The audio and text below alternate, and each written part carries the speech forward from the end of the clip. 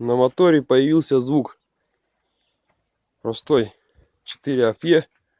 Тойотовский мотор.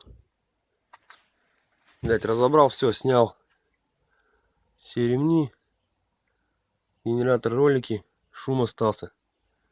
Натянул ролик, шум остался. Вот. Позвонил человеку. Он мне говорит, пошевели нижний шкив. И в итоге вот что.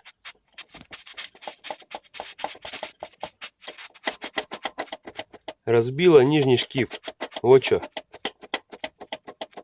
Такого быть не должно. Причина неизвестна. Будем выяснять. Еще сниму.